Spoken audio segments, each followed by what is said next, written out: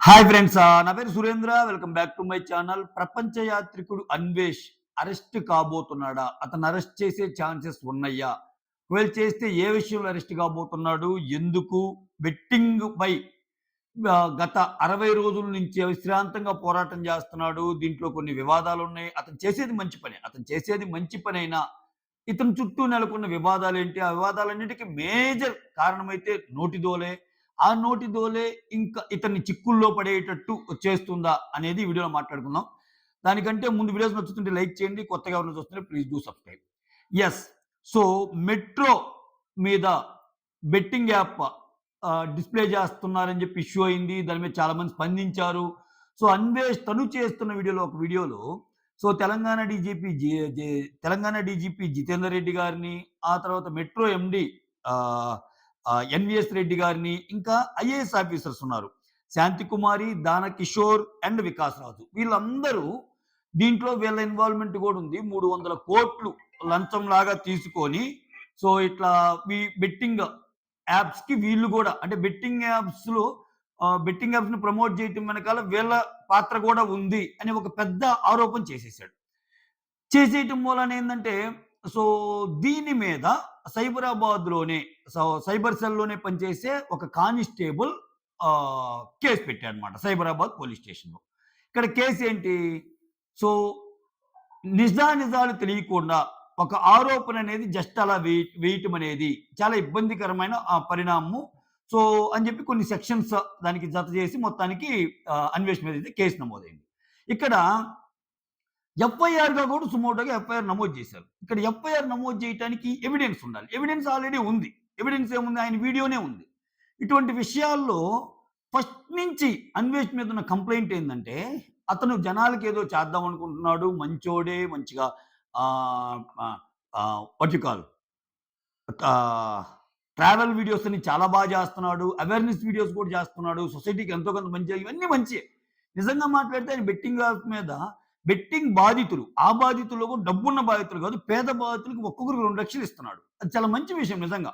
అంటే 10 మందికి 10 రోజులు 20,00,000 అంటే సో, ఇంతవరకు ఇచ్చాడు. షార్ట్స్ కూడా పెడుతున్నానని చెప్పాడు. నిన్న మూర్తి గారితో ఒక ఇంటర్వ్యూ అయింది. టీవీ5 మూర్తి గారితో. దాంట్లో చాలా విషయాలు షేర్ చేసుకున్నాడు. సో, చాలా గొప్ప విషయం కదది. అంటే ఈ రోజుల్లో నీకు ఒక 50,00,000 వచ్చినా గాని 10,00,000 పెట్టగలిగే వాళ్ళు ఎంతమంది ఉంటారు చెప్పండి? అరుదుగా. జస్ట్ కమెంట్ చేయటం తప్పితే చాలా మంది ఇతనేమంటారంటే, సో, అవన్నీ జనాల మీద వచ్చినియే గదా! అందుకనే గదా! ఆయన పెడుతున్నానట్టు అంటాడు. జనాల మీద వచ్చినా పెట్టేవాళ్ళు ఎంతమంది?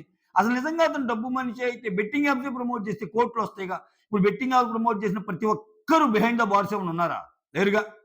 అట్లా ఎయ్యాల్సుంటే చాలా మందిని జైల్‌లో ఎయ్యాలి. వాళ్ళు చేసింది 100% తప్పు బెట్టింగ్‌ని ప్రమోట్ చేయటం. కానీ దాంట్లో ఉన్న లూప్ హోల్స్‌ని పట్టుకొని వాటిలో ఉన్నారుగా. సో, ఇక్కడ ఇతనుకున్న మేజర్ తప్పేందంటే నోటి దూల. నోటికి ఎంతొస్తే అంత మాట, ఎంతొస్తే అంత పదజాలం అనేది యూజ్ చేస్తాడు. దాని పర్యవసానం యూజ్ చేయకుండా.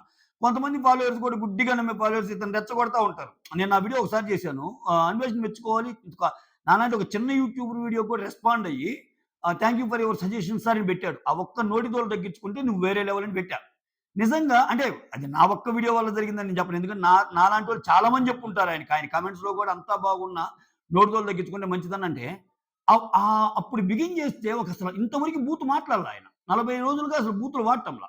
కానీ ఈ పర్టిక్యులర్ దీనికి రీజన్ ఏందంటే, ఆయన మాట్లాడేటప్పుడు 300,00,00,000, 200,00,00,000, 100,00,00,000, 50 ఇట్లా అన్నప్పుడు అందరూ ఒకేలాగా తీసుకోరు. అంటే ఆయన ఆయన ఆయన ఆరోపణలు చేసిన వ్యక్తులు డైరెక్ట్‌గా ప్రభుత్వానికి సంబంధించిన వ్యక్తులు గదా! సో, ఆరోపణలు ఎలా ఉండాలంటే, సో, మన ప్రభుత్వ ఆస్తులైన మెట్రో దాని మీదే బెట్టింగ్ ఉంటే ఏం చేస్తున్నాం మన ప్రభుత్వం? క్వెషన్ చెయ్యి. ఆ రైట్ నీకుంది. ఇంకొకటేందంటే, సో, దానికొక టీమ్ ఉంటది. ఆ అడ్వర్టైజ్‌మెంట్స్‌కి డబ్బులు తీసుకొని వేసే టీము. అది ఆయనకి జరిగిందో, తెలియకుండా జరిగిందో మెట్రో ఎండీకి గాని ఈళ్ళందరికీ. ఒకవేళ తెలియకుండా జరిగిన మెట్రో లాంటి ఒక దానికి ఎండీగా ఉన్నప్పుడు ఇటువంటియన్నీ ఆయన చూసుకోవాలి. ఇటువంటి ఆయనకి తెలియకుండా జరిగినా గాని మినిమమ్ రెస్పాన్సిబిలిటీ అయితే ఉండాలి. ఇటువంటి వాటిని మనం యాడ్ చేస్తే జనాలు ఏమవుతారు అని ఒక స్పృహ ఉండాలి. ఇటువంటి కమెంట్స్ వేరు. ఏకంగా డైరెక్ట్‌గా మనీ రిలేటెడ్ కమెంట్స్ చేయటం వల్ల ఏందంటే 300,00,00,000 ఇతను తీసుకున్నారంటం వల్ల ఏందంటే అది ఖచ్చితంగా అది ఆ పాయింట్ అనేది ఇతను డిఫెండ్ చేసుకోలేని పరిస్థితి వస్తది. అంటిల్ అండ్ అన్లెస్ ఇతని దగ్గర ప్రూఫ్స్ ఉంటే తప్పితే 300 కోట్లు ఆయనకి ఎవరు ట్రాన్స్‌ఫర్ చేశారు ఏంటి అది ప్రూవ్ చేయాలి కదా! ప్రూవ్ చేయకుండా నువ్వెలా అంటావు? సో, ఇటువంటి మాటలు ఇతన్ని ముప్పతిప్పలకు గురి చేస్తాయి. సో, ఇంకొంతమంది ఫాలోవర్స్ కూడా ఇతన్ని రెచ్చగొట్టే వాళ్ళు ఫాలోవర్స్ భలే ఉంటారబ్బా! అన్నా నీకెందుకు కానీ అన్నటువంటి వాళ్ళు ఏదైనా అనొచ్చన్న బెట్టింగ్ వాళ్ళని ఏదైనా.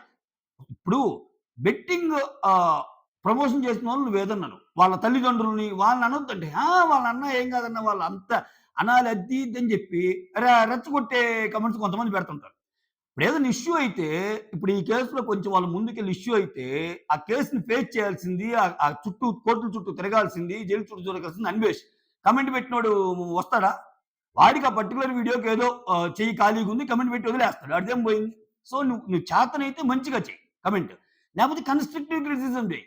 ఈ బ్యాచ్ ఏదైతే ఉందో నీకంత నచ్చినప్పుడు అన్వేష్ అనే పర్సన్ నచ్చాడు. అతనిలో ఉన్న ఈ లోపం చిన్న లోపం అన్నప్పుడు, ఆ చిన్న లోపాన్ని సరిదిద్దుకున్నా అని చెప్పి కమెంట్ చేసిన వాళ్ళందరూ బాధ పెడుతున్నట్టు. ఏం గాని నేనున్నాను నువ్వు ఎవరినైనా అనేసేయి అన్నా అంటే వాడు ఫన్ కోసం సోషల్ మీడియాలో ఉన్నట్టు. సో, ఇక్కడేమవుతుందంటే ఖచ్చితంగా ఆయన రేపు ప్రూఫ్స్‌తో సహా బయట పెట్టాలి. లేకపోతే ఏదో నోటిదోల కోసం అన్నానని ఒప్పుకోవాలి. సో, ప్రభుత్వంతో పనున్నప్పుడు ఆబ్వియస్‌గా ఇంక నీకు ప్రభుత్వానికి కూడా చెడ్డ పేరు గదది. సో, ఏంటి ఇమ్మీడియేట్‌గా ఆ వీడియోస్ వచ్చినప్పుడు రేవంత్ రెడ్డి గారు స్పందించారు. ఒక సిట్టేస్తా అన్నారు. ఇన్ని చేస్తున్నప్పుడు వాళ్ళకి తెలియకుండా జరిగుండొచ్చు. లేకపోతే తెలిసే జరిగుండొచ్చు. అయినా చర్యలు తీసుకుంటాము. చర్యలు తీసుకోవాలి మీరంటం వేరు. డబ్బులు తీసుకొని మీరు ఇది చేస్తున్నారనేది పెద్ద, పెద్ద సెంటెన్స్ అయిద్దనమాట. సో, లోకే ఇతను ఈవెన్ మన రేవంత్ రెడ్డి గారు గాని, లోకేష్ గారు గాని ఇద్దరు స్పందించారు. ఇక్కడ రేవంత్ రెడ్డి గారు సీఎం హోదాలో, అక్కడేమో ఒక సీఎం సన్ హోదాలో, ఒక మినిస్టర్ హోదాలో ఆయన కూడా స్పందించాడు. సో, చాలా వరకు అవేర్‌నెస్ తెచ్చాడు. ఎంత కాదనుకున్నా బెట్టింగ్ యాప్స్ ఈరోజు బెట్టింగ్ యాప్స్ ప్రమోషన్స్ ఇలా ఉన్నాయి. వాళ్ళ వల్ల చాలా మంది లాస్ అవుతున్నారు అని ఎవరు ఎప్పుడైనా స్టార్ట్ చేయొచ్చు. ఎవరు ఫస్ట్ చేయొచ్చు. ఎవరు లాస్ట్ చేయొచ్చు. ఎవరు మిడిల్ చేయొచ్చు. దీనికి ప్రాచుర్యం వచ్చింది మాత్రం అన్వేష్ అని మనం ఒప్పుకోక తప్పదు. ఎందుకంటే నీకు ఇప్పుడు అతని వీడియోకే లోకేష్ గారు రెస్పాన్స్ ఇచ్చారు. అతను చేసిన తర్వాతే అసెంబ్లీలో ప్రకటన వచ్చింది. అతని తర్వాతనే ఇప్పుడు మూర్తి గారు ఇంటర్వ్యూ పెట్టి అడుగుతున్నారు. సో, ఎక్కడ పట్టినా ఇక్కడ అన్వేషే. ఉండొచ్చు. చాలా మంది ఉండొచ్చు. బెట్టింగ్ ఆపాలనేవాళ్ళు. దానికి ఒక ప్రాముఖ్యాన్ని, దానికి ఒక ప్రాచుర్యాన్ని కల్పించి, ఒక అవేర్‌నెస్ క్రియేట్ చేసి మాత్రం ఖచ్చితంగా అన్వేషే.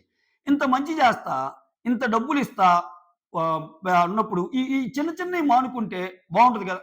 ఆయన నిన్న కూడా ఇంటర్వ్యూలో మూర్తి గారు అడుగుతారనమాట. ఇది శాటిలైట్ ఛానెల్ కాబట్టి కొన్ని పరిమితులుంటాయి. అలానే యూట్యూబ్ ఛానెల్‌కొచ్చినప్పుడు ఒక పాడ్‌కాస్ట్ లాంటివి పెట్టి నిన్ను చాలా అడుగుతాను అన్నాడు. So, if my guess is right అవన్నీ ఇవే. ఆయన మాట్లాడే బూతుల గురించి, ఆయన మాట్లాడే పిచ్చిలు, ఆటగాడు ఈ టాపిక్‌లన్నీ అక్కడ అడగలేడు కదా మూర్తి గారు. అది యూట్యూబ్‌లో అడుగుతారు. అయితే దీనికి అన్వేష్ గారు సమాధానం ఇస్తా కూడా ఒక మాట అన్నారు.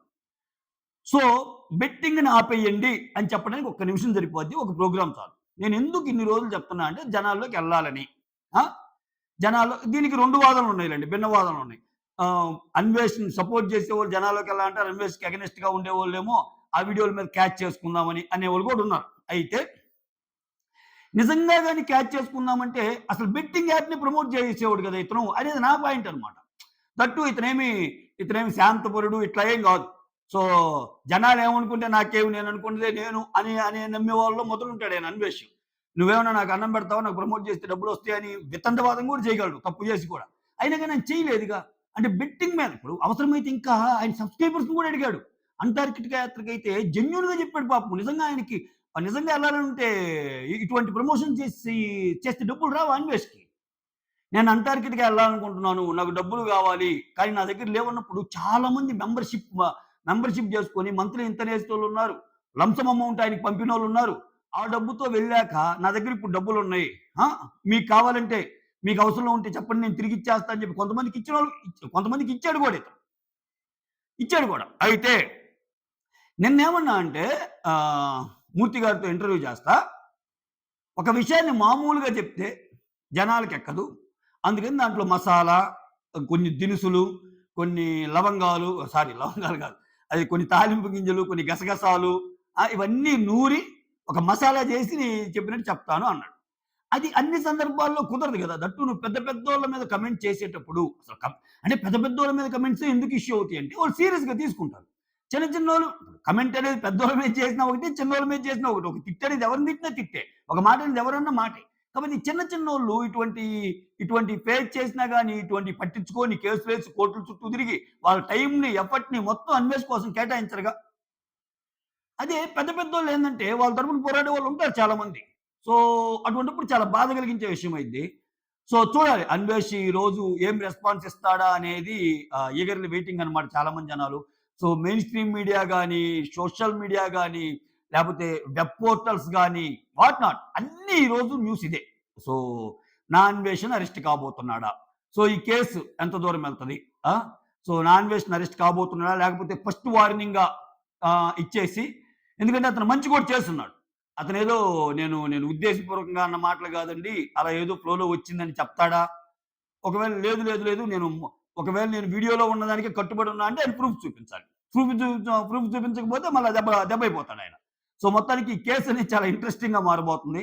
చూద్దాం అన్వేష్ దీని నుంచి ఎలా అంటే అన్వేష్ రెస్పాన్స్ కోసం ఈగర్‌లీ వెయిట్ జేస్తున్నారు చాలామంది. ఎందుకంటే ఇది ఒక వ్యక్తుల మీదైతే ఓకే. ఇది ప్రభుత్వం మీద గాబట్టి ఖచ్చితంగా ఇదొక పాయింట్ అయ్యిద్ది. పాయింట్ ఆఫ్ డిస్కషన్ అయ్యిద్ది. వ్యక్తుల మీద దాడిన్నప్పుడు ఏందంటే ఇతనంటాడు, మళ్ళా వాళ్ళు అంటారు. ఆ పర్టిక్యులర్ వ్యక్తి అంటాడు. మళ్ళా ఆయన ఒక కామెంట్ చేస్తాడు. ఈయన రివర్స్ కామెంట్ చేస్తాడు. ఈయన రివర్స్ కామెంట్ చేస్తే ఆయన రివర్స్ కామెంట్ చేస్తాడు. ఇవన్నీ మనం చూడొచ్చు. కానీ ఇవన్నీ ఏందంటే డైరెక్ట్‌గా గవర్నమెంట్ మీదే నింద మోపినప్పుడు ఏమైద్దంటే కొంచెం ఆ కేస్ యొక్క సీరియస్‌నెస్ పెరిగిద్దనమాట. చూద్దాం ఏమైద్దో. మీరేమనుకున్నారో కామెంట్ చేయండి. అలాగే వీడియోస్ నచ్చుతుంటే లైక్ చేయండి. కొత్త వాళ్ళు ఎవరైనా చూస్తుంటే please do subscribe. Signing off me Surendra.